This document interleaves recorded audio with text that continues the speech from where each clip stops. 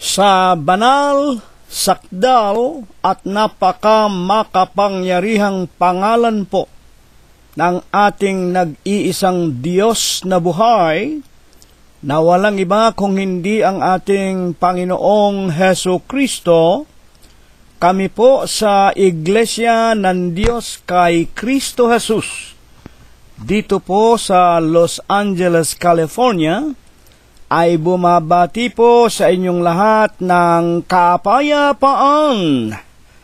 Magpapasimula na po tayo sa Huwebes ng gabing ito. Una po nating awitin ang bilang 46 sa atin pong mga himnaryo. Huwag tayong mag-alisa sa ating nakikita.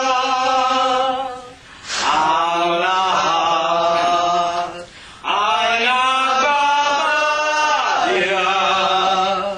araw ay malapit na.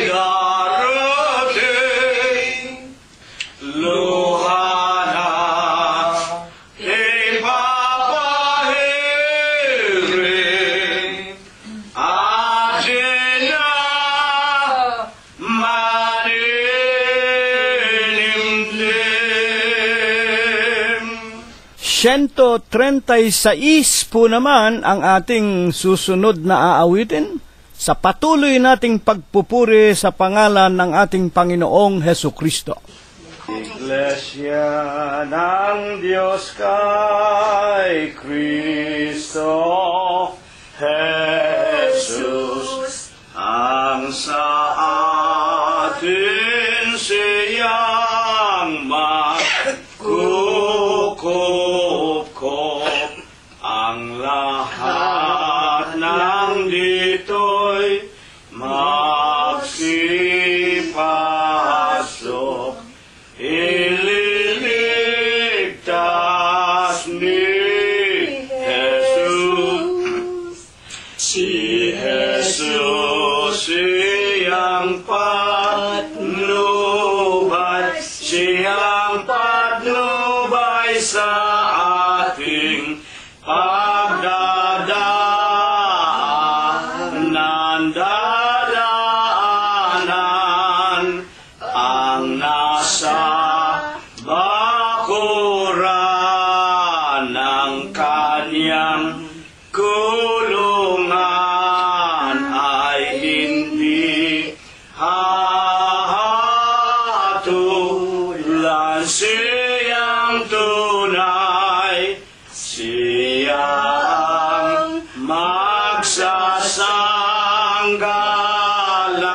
magsasanggalang sa ating kasalanan, kahinaan, hanggang sa pitin nating tahanan ang ating bayang banal. Sa pakikibaka ay tumawag ang pag-uusig dito'y nagkalat sa lungahin nating walang pugnat nang tayo'y di mabihag. Si Jesus siyang patnubay sa ating daraanan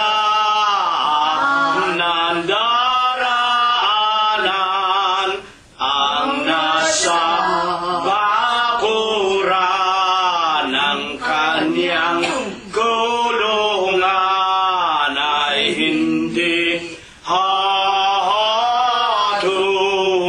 Siyang tunay, siya ang magsasanggalang sa ating kasalanan,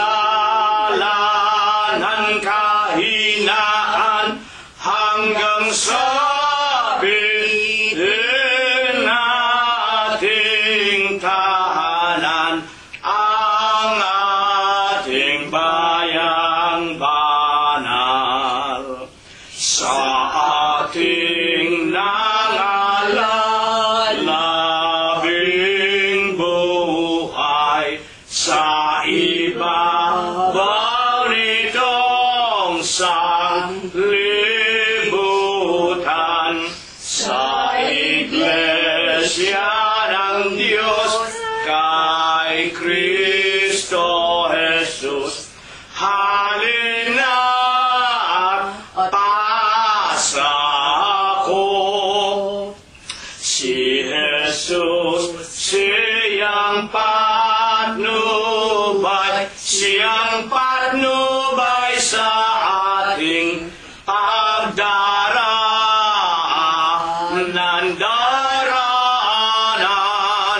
ang nasa bakuran ng kanyang kulungan ay hindi hatulad. Siyang tunay, siya ang magsasanggalang sa ating kasalanan,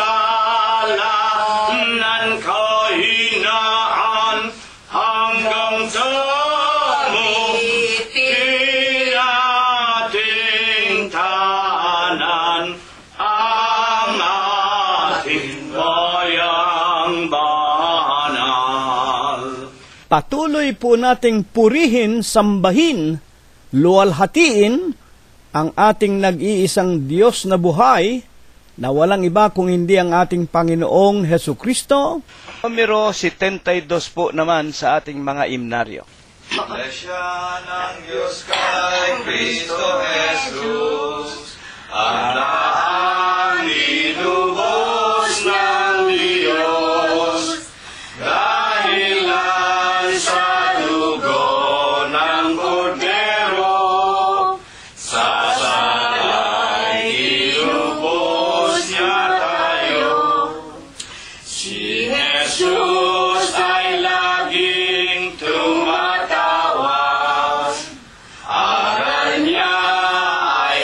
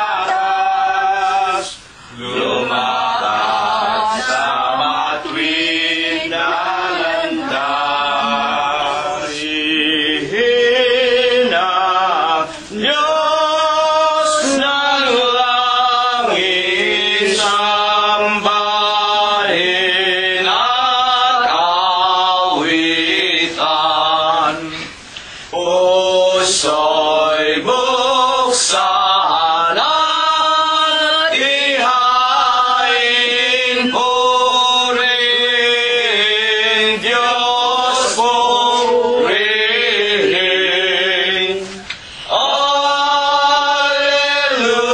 Alleluia, alleluia, lapit sa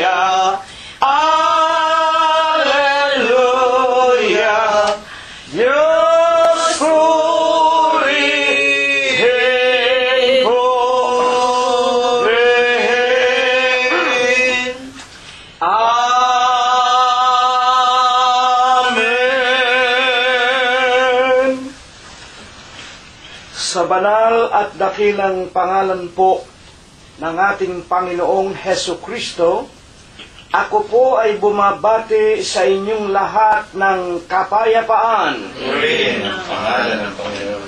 Purihin ninyo ang Panginoon. Purihin ninyo ang Panginoon mula sa mga langit. Purihin ninyo ang Diyos sa kanyang mga kaitaasan. Purihin ninyo siya, ninyong lahat niyang mga anghel.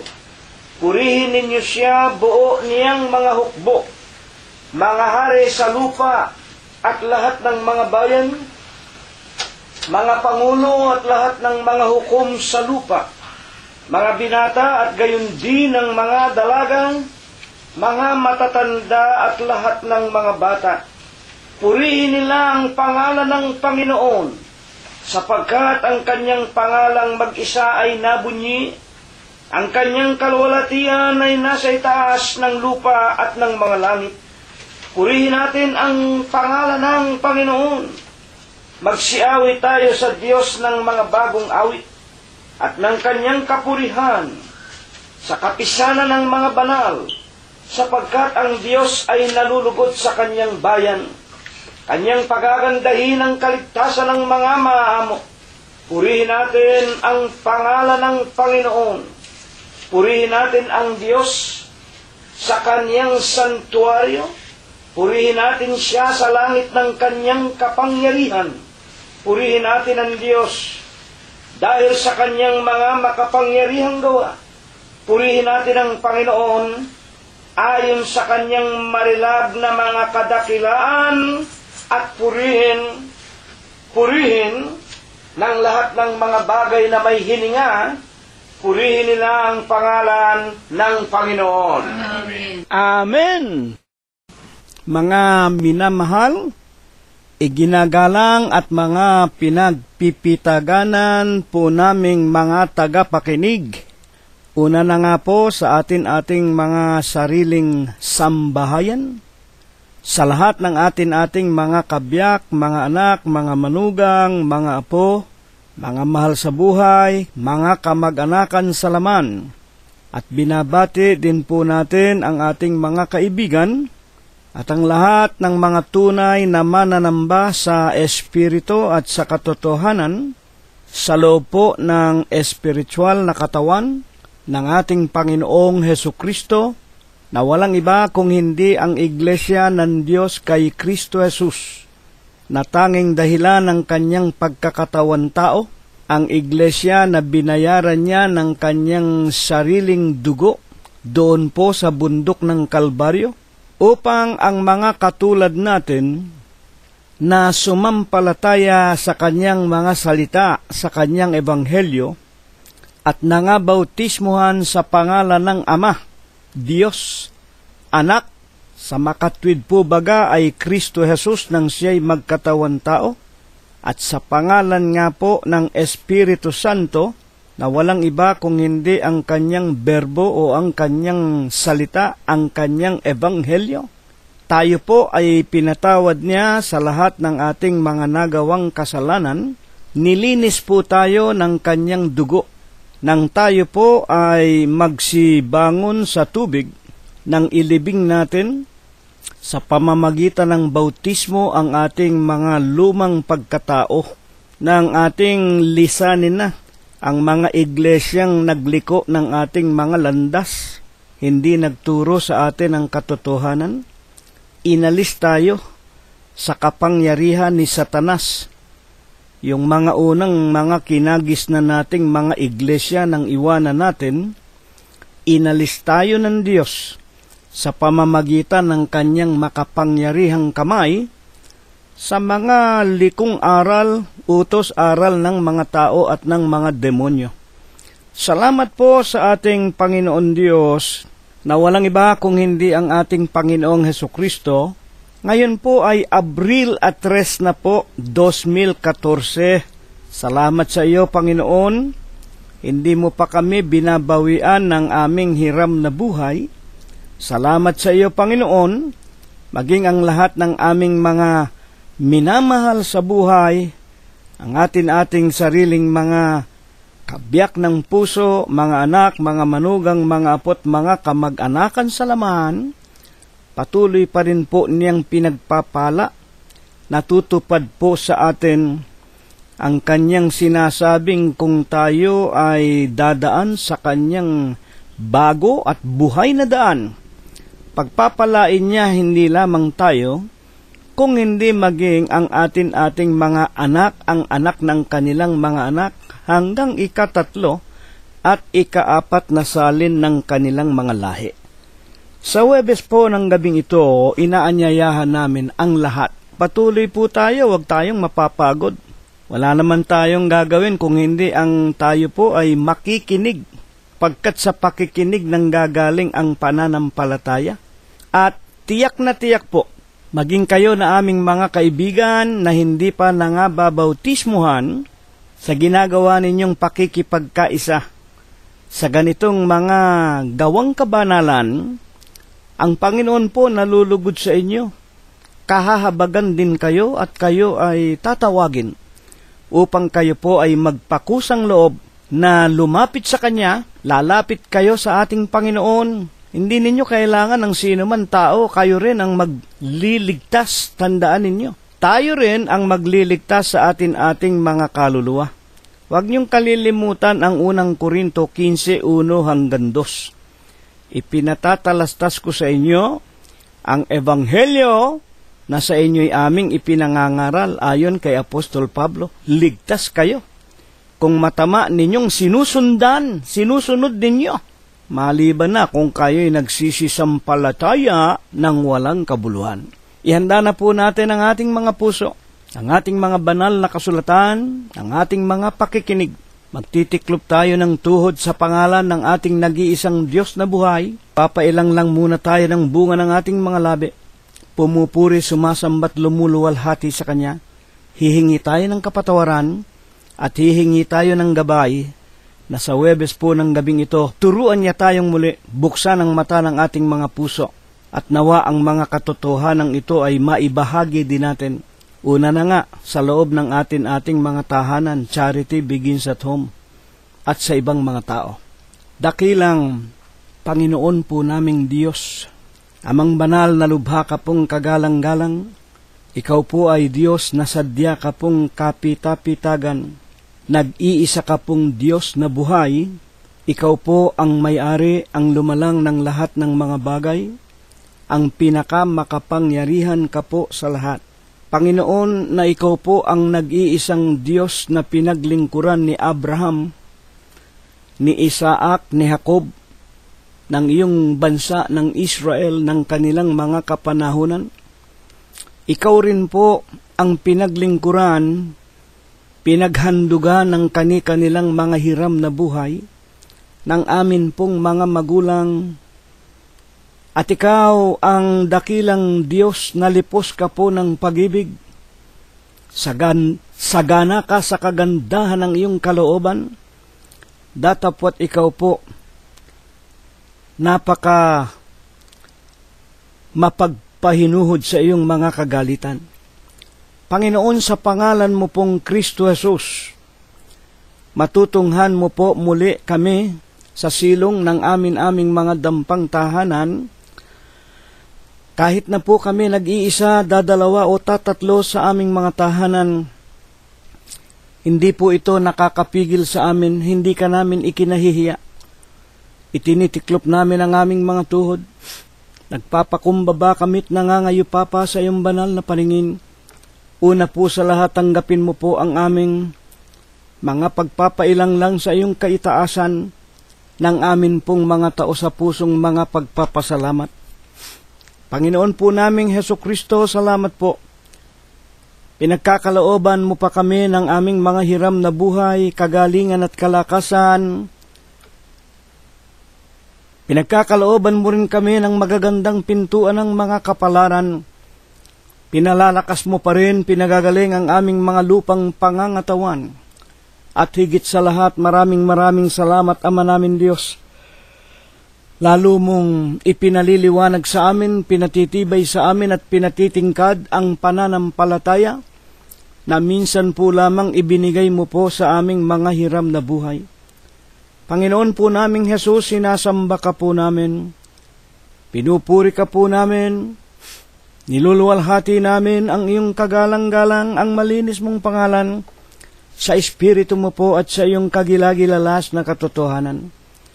Panginoon, sa Huwebes po ng gabing ito, wag mo sanang gawing kadahilanan ang marami naming kasalanan, ituring mo na lamang kabiglaanan, kamangmangan, kagipitan, at sanhi nga po ng nasa mga kabataan pa ng marami naming mga mahal sa buhay, mga kaibigan at kapatiran. Wag nawa maging dahilan upang hindi mo kami pakainin ng iyong aral, ng iyong mga salita at palatuntunan. Patawarin mo po kami, Ama, sa lahat po ng aming nagawang kasalanan. Ipinagpapasalamat namin sa iyo ng walang katapusan. Hindi lamang kami ang iyong iniingatan at pinagpapala at binubuhay, kung hindi maging ang aming mga kabiyak, ang aming mga anak, mga manugang, mga apo at ang aming mga mahal sa buhay. Tulad po ng mga mahal sa buhay ng iyong walang kabuluhang alipin, ipinagpapasalamat namin sa iyo, Panginoon. Hindi mo pa pinababayaan si Emmanuel, si Bobby, si Noel, si Ruth at si Joel. Hindi mo rin pinababayaan, Panginoon naming Diyos, si JC, si BJ, si JR at John Matthew, si Paul Noren at Sarah, si Micah, Laika, Joshua, Rebecca at Kay. Maging sa ekspektasyon si Prospero, si Felicidad, Dolor, Eliezer at Neftali, si Erlinda, si Fe at si Lolita. Panginoon namin Diyos, maging ang mga mahal naming napalayo sa amin sapagkat nangingibang bansa upang humanap ng kani-kanilang ikabubuhay sa araw-araw. Salamat po, patuloy mo ring iniingatan si Prospero Jr., si Chuchay, si Pinky at si Philip. Gayon din po si Enrico, si Abner, si David at si Daniel Valencia, si Shannon at Ana Lira, si Berian Guanson, si Jacob Gonzales. Gayon din po si Lolita, si Susan Selenlen, si Jingjing, si Fe at si Ador Aquino, si Pido at si Victoria Malangkes, si Rosemary Lucerna Gonzales at si Flor Bautista Gonzales. Panginoong Diyos, maraming salamat po sa iyo. Ikaw ang laging tumutulong sa kanila. Iniingatan mo po sila't pinapatnubayan. Isinasamo naming naway patuloy mo pong pagkalooban sila ng kagaling at kalakasan, mapalayo sa biglang kamatay at mabibigat na karamdaman, sa kamay po ng hostisya at sa lahat po ng nangakaumang nakapanganiban. Ama, sa Huwebes po ng gabing ito, maawat mahabag ka po sa aming lahat. Patuloy mo sanang hihipuin ang aming pangangatawan. Daragdagan mo po ang aming pananampalataya. Daragdagan mo po ang aming katalinuhan, kaalaman at karunungan, kung paanong aming patuloy na mapipigil ang aming masasamang mga kalikasan, lalo na nga po ang napakaraming mga tukso na kaakibat namin sa lahat ng sandali sa araw-araw ng aming mga buhay dito po sa mandarayang sanglibutan. Bigyan mo sana kami, Panginoon, ng pananagumpay sa lahat ng tawag ng kasalanan, at ang maraming sa amin patuloy ng tumatanda, nanghihina, at nalalapit na ang araw ng aming mga kamatayan. Ngunit alang-alang po sa katungkulan na itinawag mo sa amin ng kami ilagay mo sa iyong banal na iglesia, dagdagan mo pa sana kami ng buhay, kagaling at kalakasan. Unang-una na nga po ang iyong walang kabuluhang alipin. Gayon din po ang aking kabyak, si kapatid na Rosita, si kapatid na Prospero at Glenda, si Concepcion, si Floro, si Robert at Mercedita, si Olivia at si Mirna, si Rogelio at si Expectacion Valencia, na kami pong meron ng mga katandaan, kahabagan mo sanang maging kasangkapan mo pa, na maging mabubuting halimbawa sa lahat ng mga tao sa sanglibutan, at kami makapagpatuloy sa pagsisiwalat ng iyong ebanghelyo sa mas maraming mga tao sa sanglibutan, hanggang sa ikalawang pagparito mo po, Ama naming Diyos, at kami tulungan mong makasama namin ang lahat ng aming mga mahal sa buhay, mga kaibig at kapatiran, mga kapaso kami sa ipinangangako mo pong buhay na walang hanggan.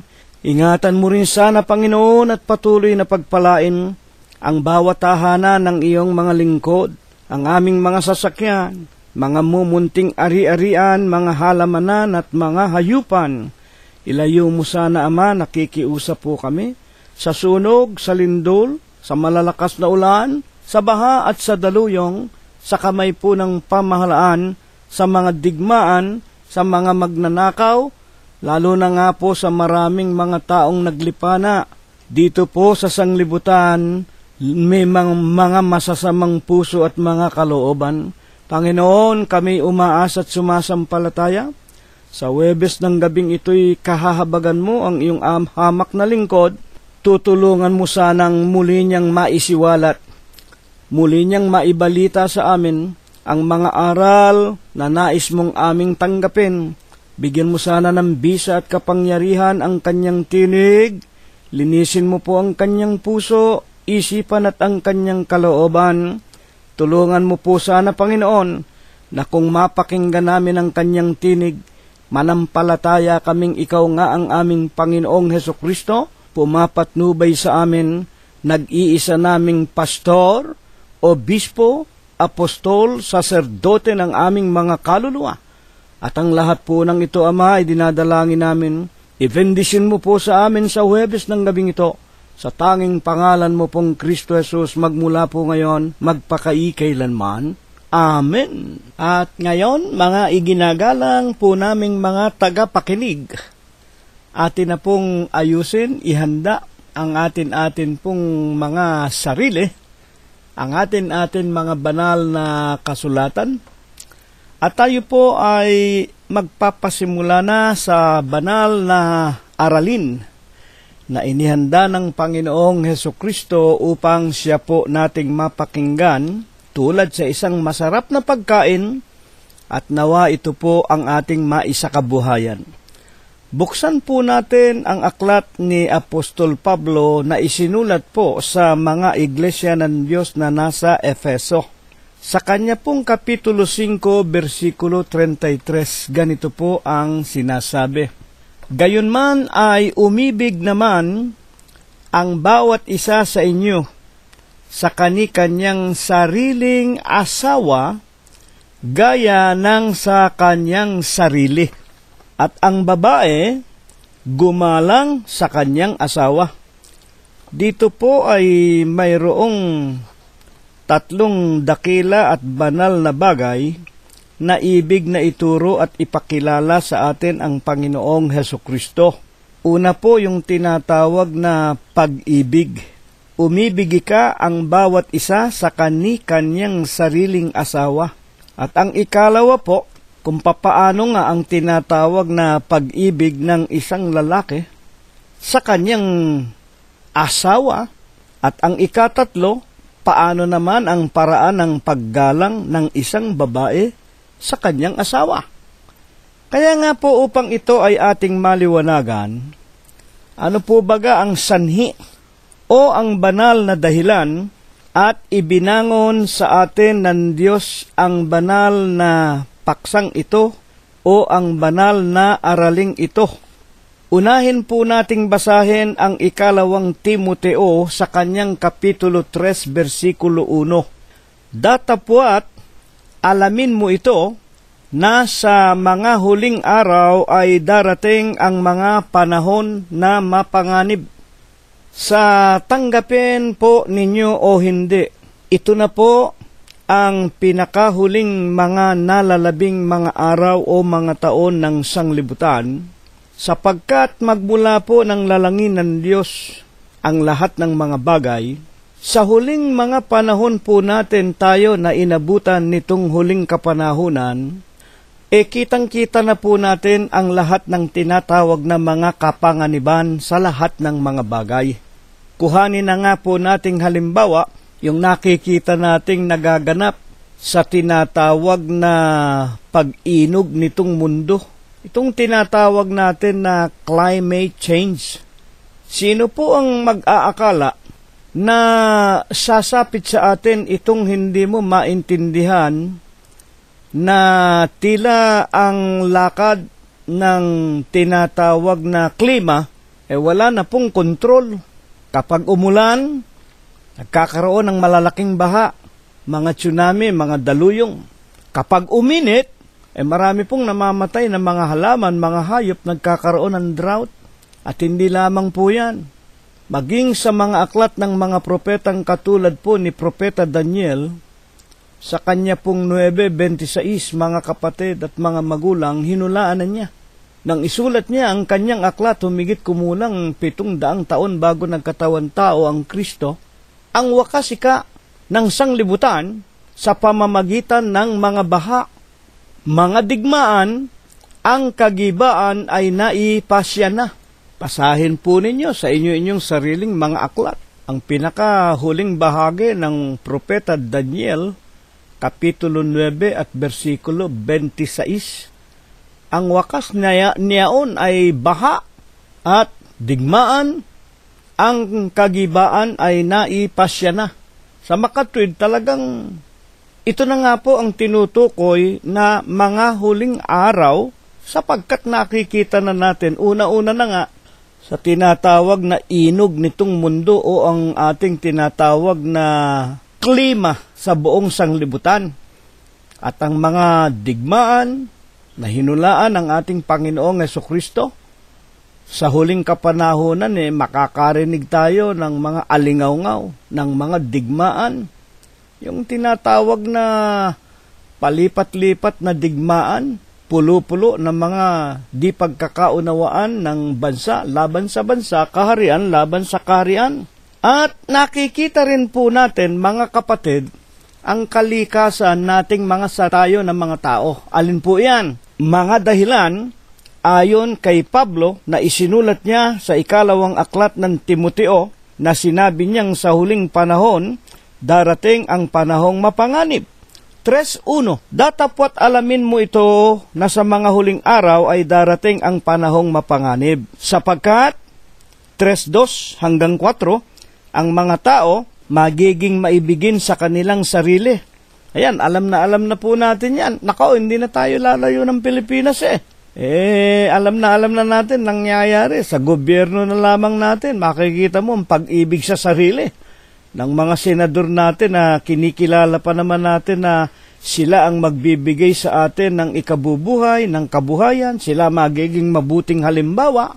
Huling-huli na sa akto Katakot-takot na nagpapatunay na sila talagang mandarambong. Kamulat-mulat mo, nakaupo pa sa pwesto, senador pa. Yung iba naman mayor pa. Mga kapatid, pag-ibig sa sarili. Yung sarili lang nilang laging inaatupag na ingatan, kaya nga walang nakukulong. Paano? Alam na ninyo ibig kong sabihin, yung mga salaping ninakaw nila, siyang ginagamit nila para protektahan yung kanilang sarili. Wika nga, money speaks. Totoo ba yan? Maibigin sa sarili. Maibigin sa salapi. Ayan. 3:2 ng unang Timoteo.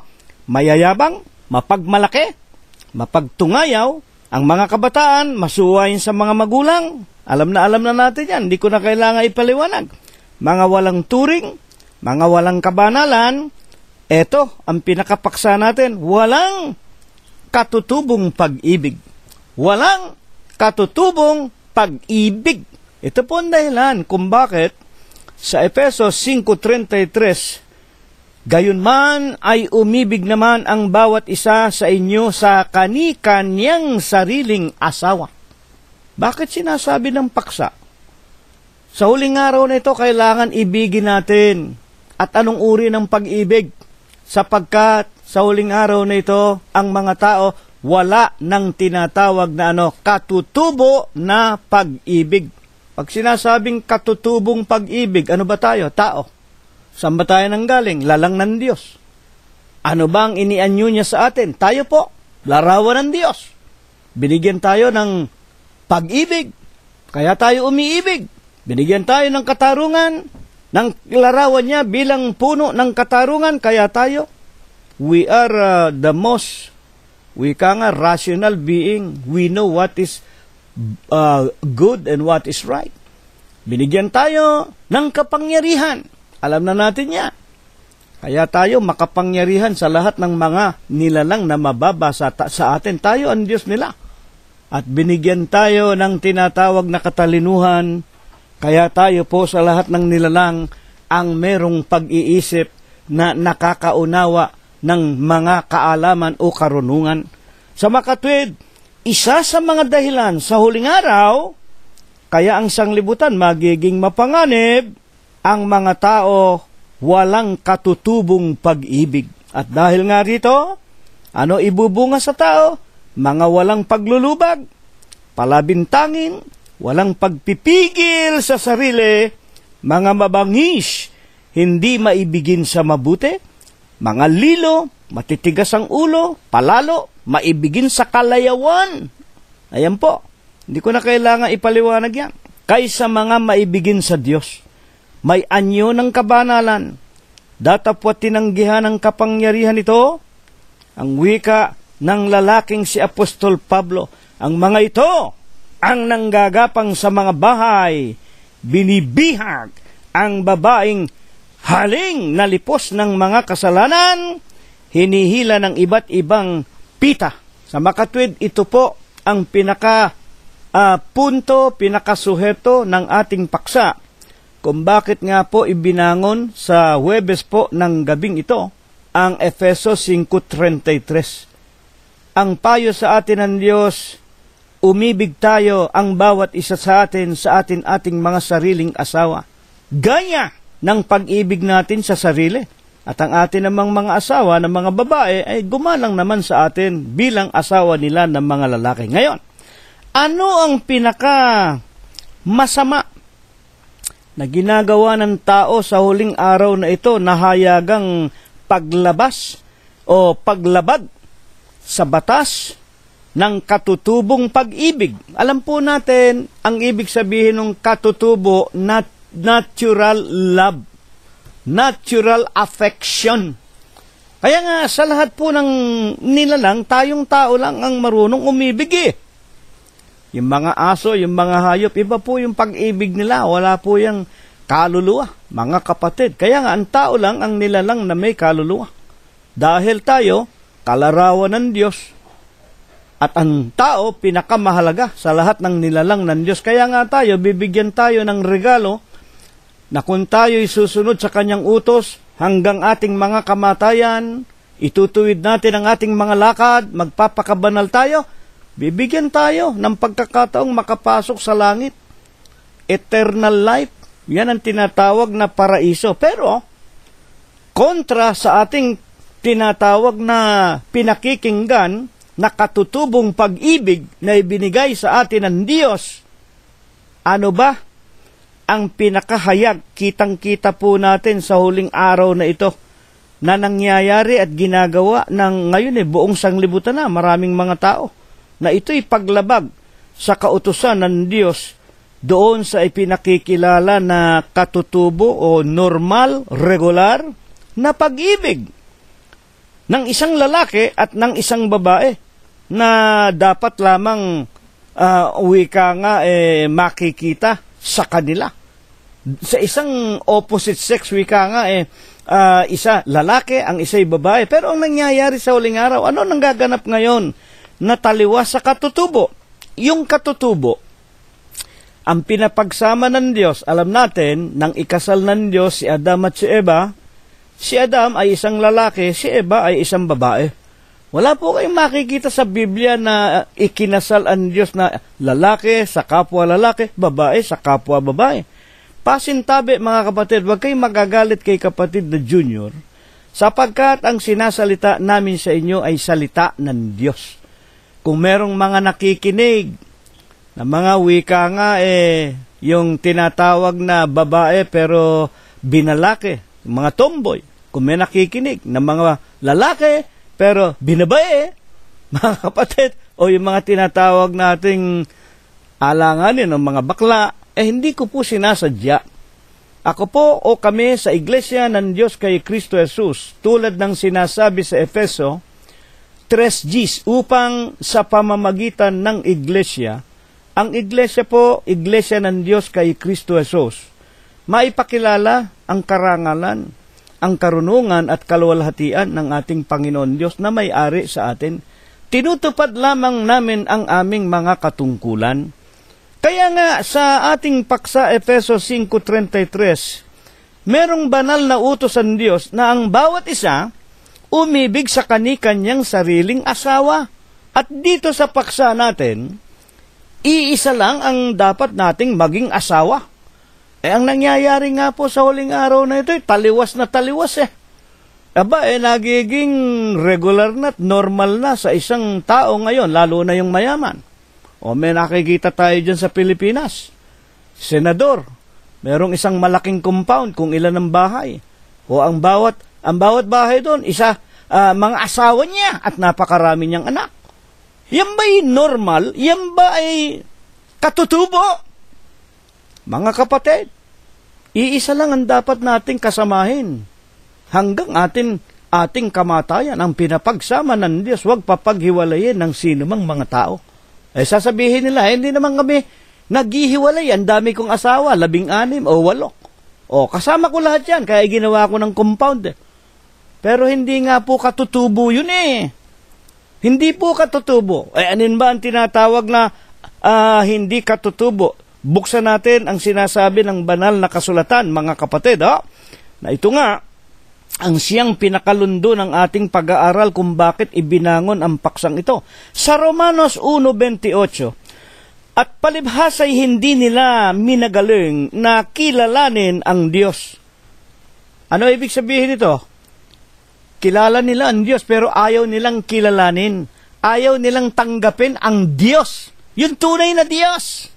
O palibhasa, Romanos 1:28, hindi nila minagaling na kilalanin ng Diyos, ibinigay sila ng Diyos. Saan? Sa isang mahalay na pag-iisip.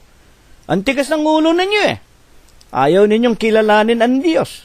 Ayaw ninyong sumunod sa utos ng Diyos. Ang gusto ninyo, yung gusto ninyo ang masusunod, kaya ipinahintulot na kayo dyan. Sinabi na ng Diyos iisa lang ang dapat mong kasamahin hanggang yung kamatayan ang pinapagsama ng Diyos. Huwag papaghiwalayin ang sino mang mga tao, isa lang. Gusto mo, 8. Gusto mo maraming asawa, ibinigay ka ng Diyos dyan. Kaya naganap sa iyo na ikaw sa kung paanong mga anumang masasamang kaparaanan, marahil nagnanakaw ka, para may isuporta ka sa 8-10 mong asawa, pagpatayo mo ng kanilang mga bahay, ipampaaral sa iyong mga anak, mga kapatid, ibinigay kayo. Diyan. Yan ay isang mahalay na pag-iisip. Pag sinasabing mahalay, it is not human, it is not moral, it is not humane. Pag sinabing mahalay, immoral, hindi makatao, hindi makadiyos. Tandaan ninyo yan, mga kapatid. Upang gawin niya ang mga bagay na hindi na nga rarapat. Hindi nga nararapat gawin yun eh. 1:26 ng Roma. Dahil dito, ibinigay sila ng Diyos sa mga mahahalay na pita, sapagkat pinalitan. Eto pa, ano ang hayag na hayag? Bukod dun sa mga lalaki na maraming asawa. At ngayon, meron pang mga babae, maraming asawa rin eh. Hindi nga kasal, pero marami siyang mga kalaguyo. Ayan normal na ngayon eh. Lalo na rito sa Amerika. Kasi naman, ang Hollywood, kung ano ang ipalabas ng Hollywood, ng mga artista dito, yun naman ang ginagaya ng mga maliliit na bansa na tulad nga ng ating inang bayan. Mga iginagalang ng mga taga-pakinig namin. Huwag kayong magagalit sa akin. Bukod doon, sa merong mga concubine, maraming mga sinisipingan, maraming inaasawa, wika nga, mga kapatid, alin pa ang isa sa hindi makatao, hindi katutubo na paraan ng pag-iibigan ng mga tao sa huling araw na ito na hayag sa atin. Ituloy natin, 1:26 ng Roma. Dahil dito'y ibinigay sila ng Diyos sa mga mahahalay na pita, sapagkat pinalitan ng kanilang mga babae ang katutubong kagamitan niyong na lalaban sa katutubo.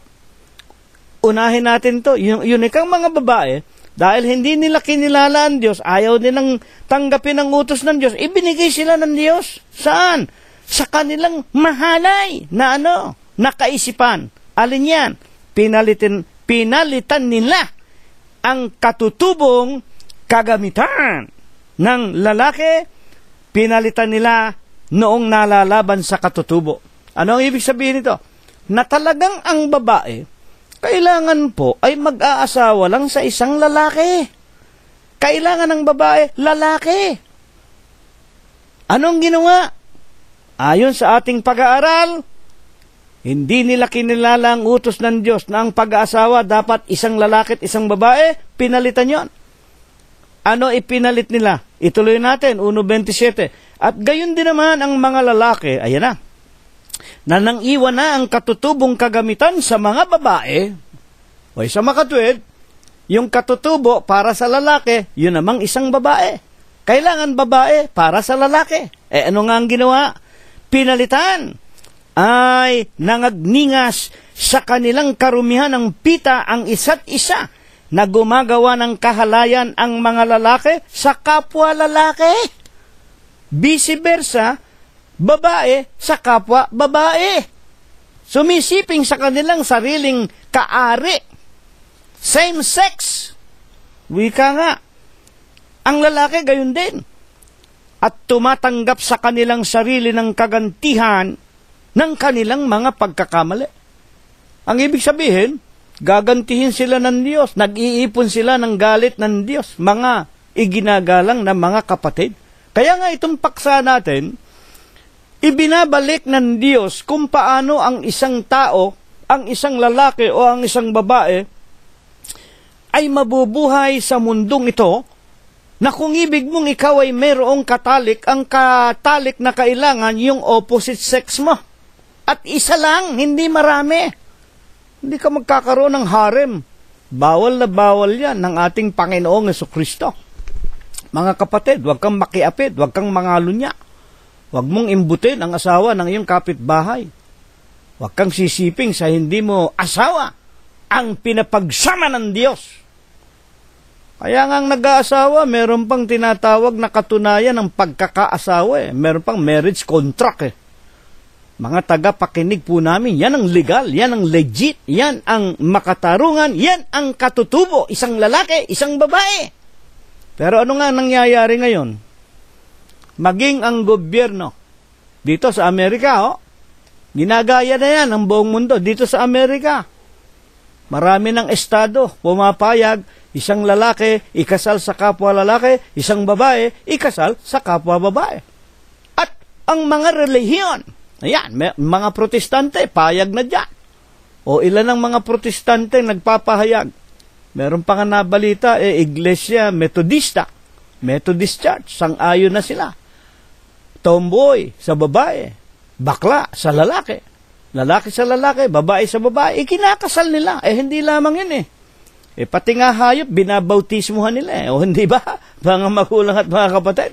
Ngayon, ang pinakapaksa natin tungkol nga po doon sa tinatawag na pag-ibig, yung katutubo.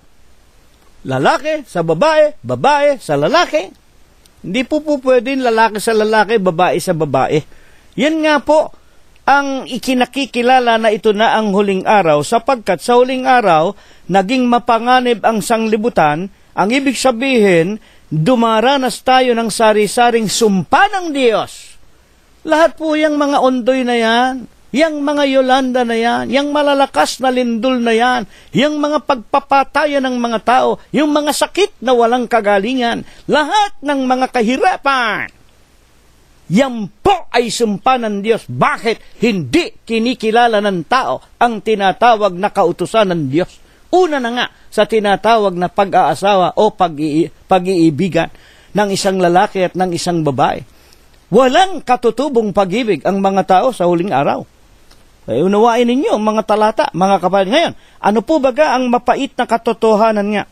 Nakasalukuyang nakikita ng lahat na nagaganap sa sanglibutan. Romanos 1:29. Nangapuspos sila ng buong kalikuan ng kasamaan. 1:32. Datapwat nalalaman nila na bagamat nalalaman nila ang kautusan ng Diyos. Ayan, nalalaman ninyo lalaki, babae sa lalaki lang at iisa lang. Minsan ka lang mag-aasawa. Ngayon, kung patay na yung esposo mo, pwede kang mag-asawa, kalag ka na. Alam natin yan, utos ng Panginoon yan Kung makalag na sa pamamagitan ng kamatayan, binata ka na naman, dalaga ka na naman, pwede na naman kayong mag-asawa. Ngunit, habang buhay pa ang bawat isa sa atin, yan ay utos ng Diyos. Ang pinapagsama ng Diyos, huwag paghiwalayin ng sino mang mga tao. Ano ba ang hayag na nangyayari sa huling araw na ito nga?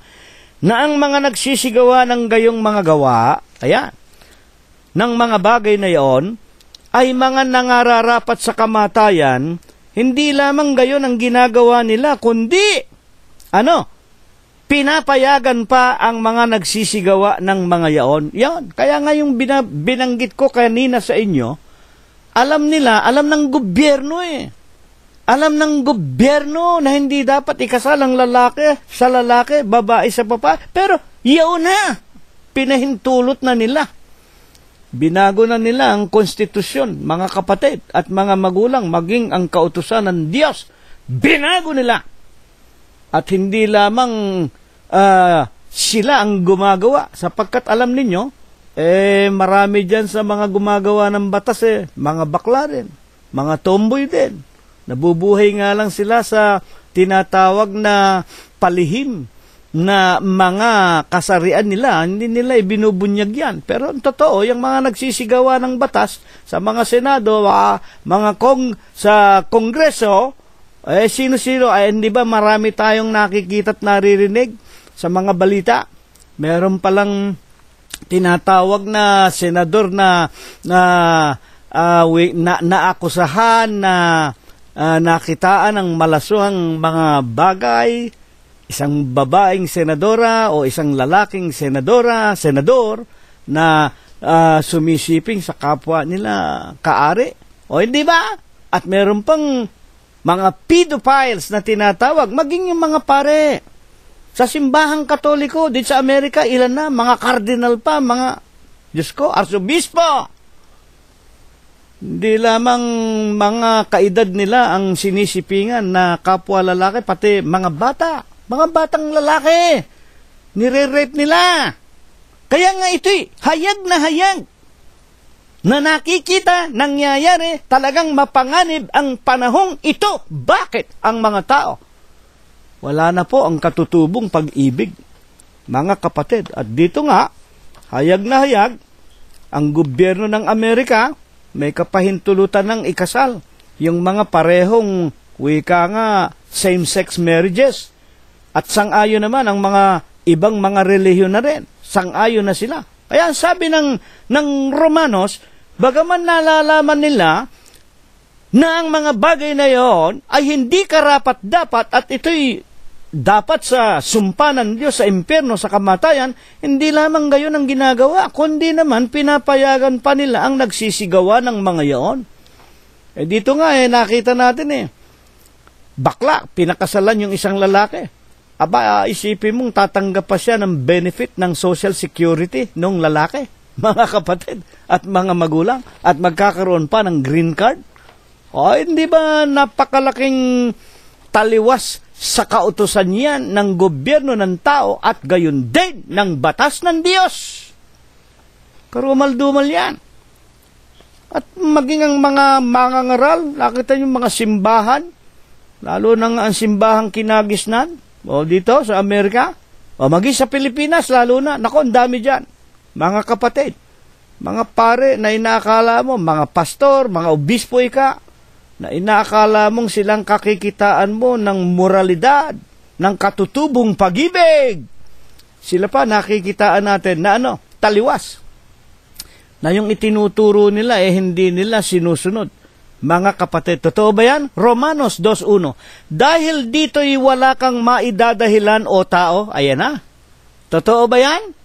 Kapatid na si Rilo, na maging yung mga mangangaral, na maging yung mga opisyal ng gobyerno na dapat magbigay sa atin ng magandang halimbawa, sila magturo na bawal ang mga bagay na yan.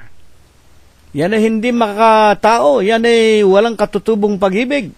Tunay ba na sila nga mismo ang nagsisigawa ng mga iyan? 2:1 ng Romanos, dahil dito wala kang maidadahilan o tao, sino ka man na humahatol. Ano ba ibig sabihin dito? Sino man tinutukoy ni Apostol Pablo rito? Tao. Sino ka man na humahatol? Sino ba humahatol? O hindi na yung mga nasa matataas na posisyon sa relihiyon, yung mga mangangaral. Sa gobyerno, yung mga may katungkulan na naglalagda ng kahatulan. Sino ka man na humahatol? Sapagkat sa iyong paghatol sa iba, ang iyong sarili ang hinahatulan mo. Sapagkat ikaw na humahatol, gumagawa ka ng gayunding mga bagay. Katulad na nga sa Pilipinas. Meron tayong mga senatong dyan. May mga senatong dyan Isipin mong nakulong na yan dahil nangdangbong, pandarambong, napatunayang mandarambong, nagnanakaw ng kabang yaman ng mga Pilipino, pati yung tatay niya. Kamulat-mulat mo, nakaupo na naman doon sa Senate Blue Ribbon Committee, nag-iimbestiga. Sino kang humahatol ang wika? Ang iyong paghatol sa iba. Sarili mo, hinahatulan mo. Basahin ninyo, Romanos 2:1. Mga kapatid at mga magulang, ikaw mismo, hinahatulan mo ang sarili mo. Bakit? Ikaw, humahatol sa iba, gumagawa ka ng gayunding mga bagay. Tulad ng sinasabi ni Apostol Pablo, ikaw na nagsasabing huwag kang magnakaw, magnanakaw ka. Mga kapatid at mga magulang, nakakahiya. mga senador natin dyan. Nakaw, wala na tayong mapagtitiwalaan. Wala nang pag-asa ang ating inang bayan. At sa 2:2 ng Romanos, at nalalaman natin na ang hatol ng Diyos ay ayon sa katotohanan. Na ang hatol ng Diyos ay ayon sa katotohanan laban sa kanila na nagsisigawa ng gayon ding mga bagay. At iniisip mo baga, o tao na humahatol sa mga nagsisigawa ng gayong mga bagay, at ginagawa mo ang gayon din, na ikaw ay makakatanan sa hatol ng Diyos. Sa relihiyon, dumako tayo sa bawat relihiyon. Nako, daming pare, obispo, kardinal, mga kapatid, mga bakla. Meron pang mga protestante, mga mangangaral na, mga babae, mga kapatid, mga lesbian. Nakaw! Kaya hindi po tayo humahatol, nagsasaysay lang tayo ng katotohanan. Ngayon, ito na nga ang talagang huling kapanahunan ayon sa ating mga namamalas na nangyayari. Ano pa ang patunay na ito na nga ang huling kapanahunan? 2 Pedro 2:5, at ang dating sanglibutan ay hindi pinatawad. Ito po yung dating sanglibutan na ginunaw sa pamamagitan ng tubig. Tulad po sa sinasabi ni Propeta Daniel 9:26, mga kapatid, binanggit ko kanina, ang dulo noon ay mga baha at mga digmaan, ang kagibaan ay naipasya na. At sinabi ng ating Panginoong Jesucristo, hindi ko nababasahin sa San Mateo 24, katulad ng araw ni Noah ang ikalawang pagparito niya. At maging si Apostol Pedro nagpapatunay, ang pagparito niya tulad ng kaarawan ni Nunong Noah. Mga kapatid, 2 Pedro 2:5, at ang dating sanglibutan ay hindi pinatawad, dadapot iningatan si Noah na tagapangaral ng katwiran sa nakasama ng ibang 7 pa. Anong ibig sabihin to? Noong dalhin ang pagkagunaw sa sanglibutan ng masasama, noong unang panahon, mga kapatid, kung paanong ginunaw sa pamamagitan ng baha, tinapos ang buong sanglibutan ng panahon ni Nunong Noah, at sinabi ng Panginoong Jesucristo, gayon din tulad ng panahon ni Nunong Noah, na yung mga tao ay nagpapakaligaya, yung mga tao ay sumisiping sa kapwa nila kauri, yung mga tao ay hindi humahanap sa Diyos, yung mga tao ay walang pagkatakot, yung mga tao ay, mga magulang, tulad din ng panahon natin ngayon. At nung panahon na yon, unang ginunaw ang sanglibutan, ilan lang ang naligtas? 8. Si Nunong Noah, yung asawa niya, yung 3 anak, si Sem, si Ham at si Hapet, at yung kanilang mga asawa, 8 kaluluwa lang. Kaya wag ninyo kaming tatanungin, kapatid na Cirilo, ilan na ba kayo sa Iglesia ng Diyos kay Kristo Jesus? Wala, kukunti kami.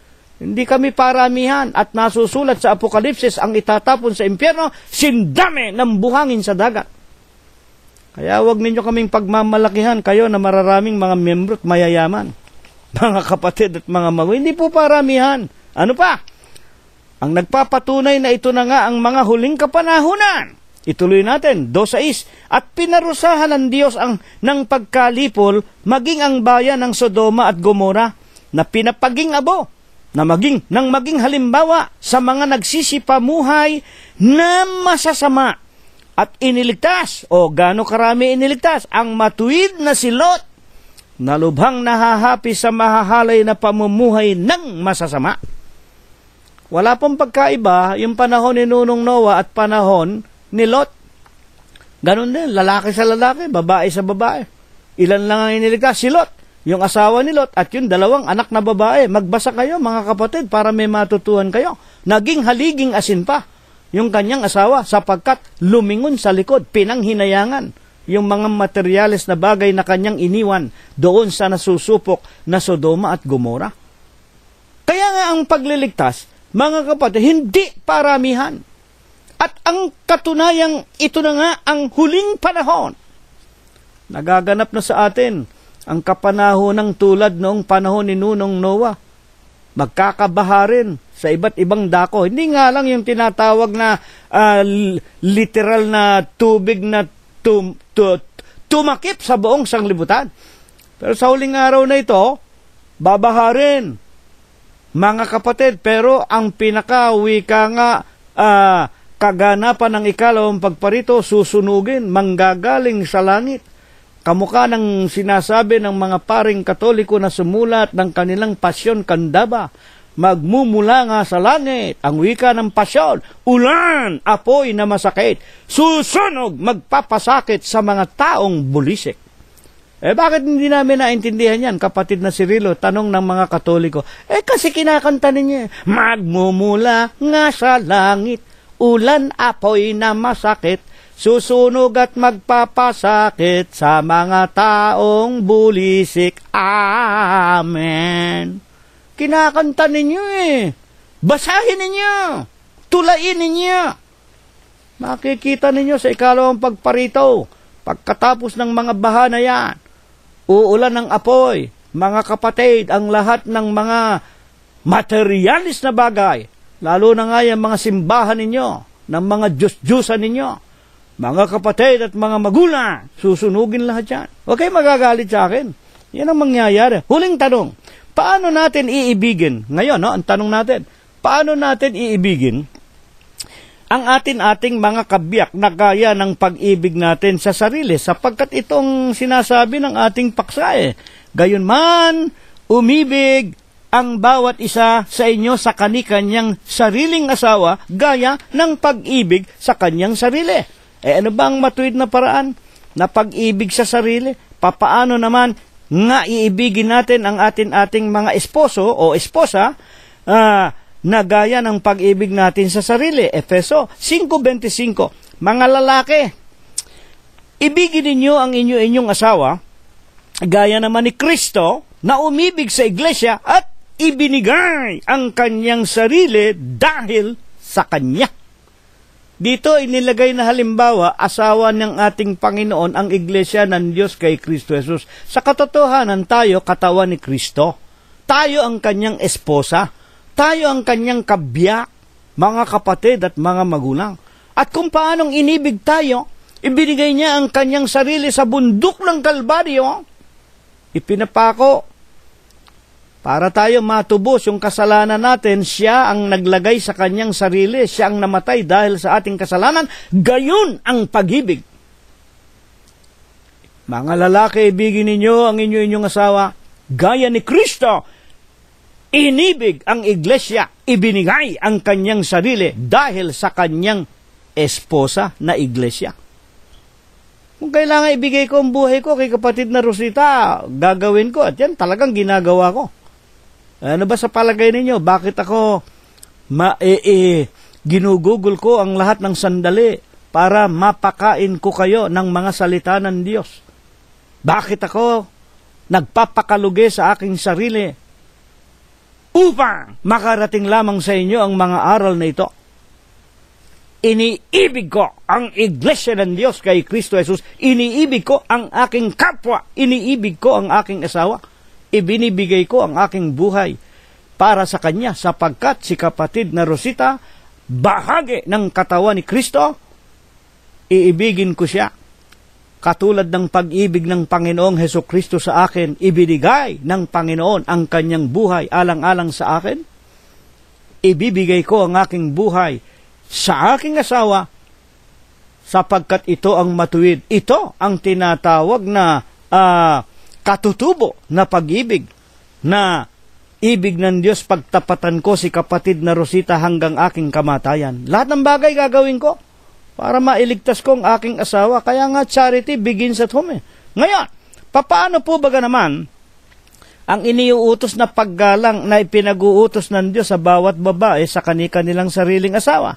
Efeso 5:22, buksan po natin. Mga babae, pasakop kayo sa inyong sariling asawa na gaya ng sa Panginoon, sapagkat ang lalaki pangulo ng kanyang asawa, gaya naman ni Kristo na pangulo ng iglesia, na siya rin ang tagapagligtas ng katawan. Datapwat kung paanong ang iglesia nasasakop ni Kristo, gayon din naman ang mga babae pasakop sa kani-kanyang asawa sa lahat ng mga bagay. Huwag namang magagalit sa akin ang ibang mga babae. Minsan meron tayong makikita kapatid pa sa iglesia kung sigawan yung asawa nila Kala mo utusan. Wag kayong magagalit sa akin, ho? Masyado tayong paimbabaw pag hindi natin inamin yan. Kung minsan yung mga asawa natin, kung pagsalitaan tayo, meron ba? Alam ko minumura pa yung asawa nila. Kahit pagod na, galing sa trabaho. Pagdating ng bahay, tinanong, honey, meron ba makakain tayo? Gutom na ako, nag-overtime pa ako Sisigaw pa si babae. Mga kapatid, lalo na nga kung kinapos ng pera, hindi ka naman nagbigay ng perang pambili ng pagkain Yun isa lang sa mga halimbawa. Merong ganyan. Ang wika ng Biblia, pasakop kayo sa inyong mga asawa sa lahat ng mga bagay. Sapagkat ang lalaki, tulad ng ating Panginoong Jesucristo, Pangulo ng Iglesia, ang lalaki ang tagapagligtas ng kanyang asawa. Mga kapatid, yung lalaki ang magliligtas sa inyo, mga asawang babae. Ngayon, huling-huling katanungan. Ano po ang tinitiyak na ibubunga sa lahat ng sangbahayan sa lupa kung matutupad ng bawat mag-asawa ang banal na paksa po natin sa Huwebes ng gabing ito? Unang Korinto 13:4, huling mga talata. Ito po mangyayari. Tinitiyak sa atin kapag ang bawat bahay sa buong sanglibutan, ang bawat sangbahayan na nag-iibigan, mga kapatid at mga magulang, wala sigurong bansa na magiging pulubi. Ang lahat ng bansa, progresibo. Ang lahat ng bansa, mga kapatid, magiging wika nga lipos ng kapayapaan, pati ang kanilang mga anak, mga manugang, mga apo, ang kanilang sangbahayan, sapagkat ang fundasyon ng bawat gobyerno o bawat bayan sa lupa, ang bawat tahanan ng mga mamamayan. Kaya nga charity begins at home. Kung ang lahat ng bahay sa buong mundo, ang bawat mag-asawa, ang bawat pamilya, merong katutubong pag-ibig na wala na ngayon sa huling araw na ito. Lalaki sa lalaki, babae sa babae. Diyos ko, Panginoon ko, impyerno, iniintay natin pagka ganyan. Ano nga ang katunayan na ibubunga kung ang bawat mag-asawa ay nag-iibigan ayon sa itinuturo ng paksa? Unang Korinto 13:4, ang pag-ibig ay mapagpahinuhod. Kung iniibig mo asawa mo, magbibigay ka ng pagpapasensya sa lahat ng kanyang pagkakamali. Ano man ang nagawa ng asawa natin, magpasensya tayo, magpatawaran. Ang pag-ibig ay magandang loob. Kailangan mabuti ang kalooban natin sa isa't isa. Ang pag-ibig ay hindi nananaghili.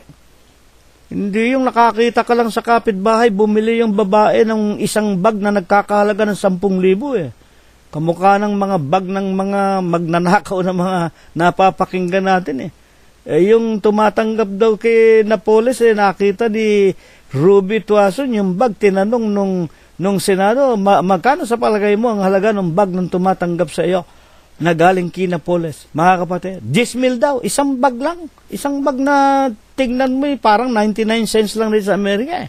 $10,000 daw ang halaga noon. Mga kapatid, huwag ka mananaghili, huwag ka maiinggit. Para huwag kayo mag-aaway na mag-asawa. Ang pag-ibig ay hindi nagmamapuri, huwag kang mayabang. Hindi porke ikaw na babae ang may tinapos, ikaw ang nakapag-aral, nakatapos ka ng pag-aaral at ikaw ang nagpapakain sa pamilya mo, huwag ka namang mapagmapuri, huwag kang mayabang. Hindi mapagpalalo ang pag-ibig, hindi nagpapalalo. Ayan. Ano pa? Hindi nag-uugaling mahalay.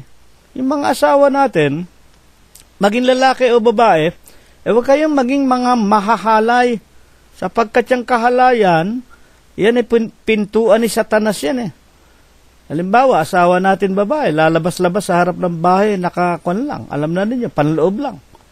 O, di ba mahala yan? Huwag tayo magiging mapag-ugaling mahalay.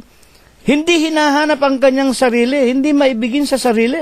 Puro ako na lang ikaw ang nagtatrabaho sa bahay. Puro ako na lang ang naghuhugas ng pinggan. Puro ako na lang ang nagluluto. Puro ako na lang naglalaba. Nako, mga kapatid, mag-aaway nga kayo. Huwag yung hahanapin ang inyong sarili. Hindi nayayamot. hindi inaalumana ang masama, hindi nagagalak sa kalikuan, kundi nakikigalak sa katotohanan. Magagalak kayo sa mga salita ng Diyos. Makikinig kayong mag-asawa sa mga aral ng Diyos. Lahat ay binabata. Magtitiis kayo. Kung nawalan kayo ng trabaho, batahin ninyo yan. Lahat ay pinaniniwalaan, lahat ay inaasahan, lahat ay tinitiis. Magtiis tayo. Lalo na nga sa paglilingkod sa Diyos, gayong nalalaman na natin kung tayo'y nasa iglesia na ng Diyos kay Kristo Jesus, sa kaharian ng Diyos, katwiran ng Diyos na nasa ating mga puso. Ang lahat ng bagay, idaragdag na lang sa atin, kaya magtiis tayo sa anumang kahirapan. 13:8, ang pag-ibig ay hindi nagkukulang kailanman. Kahit mga hula, kahit mga hula ay mga tatapos, maging mga wika, maging kaalaman ay mawawala, dadapat ang pag-ibig. Ang pag-ibig na katutubo, hindi magkukulang. Amen. Mga kapatid at mga magulang namin, at kung hindi nga magkukulang ang tunay na pag-ibig, tinitiyak po sa atin, magbubunga sa atin ang kapayapaan hanggang doon sa buhay na walang hanggan, na ito nawa ay pagpala. Ito nawa ang ibasbas sa atin ng Diyos magmula ngayon at magpakaikailanman. Amen. Ngayon po ay tanggapin natin ang walang hanggang pag-ibig, ang walang hanggang pagbibiyaya, ang pakikipisan, ang kaaliwan, pamamatnubay at ang kagalingan, gayon din ang hindi maulatang banal na biyaya, basbas at bendisyon, pagliligtas at pagpapagaling ng kanyang banal na espiritu. Ito nawa ang muli niyang ipagkaloob sa ating mga magkakapatid, mga mag-aanak, mga magkakaibigan, at sa lahat ng ating mga kapatiran sa loob ng Iglesia ng Diyos kay Kristo Jesus, magmula ngayon, magpakai-kailanman. Amen. Kapayapaan po ang sumaating lahat. Purihin ang pangalan ng Panginoon hanggang sa darating na linggo kung tayo po ay binubuhay pa. Maraming salamat po sa inyong lahat.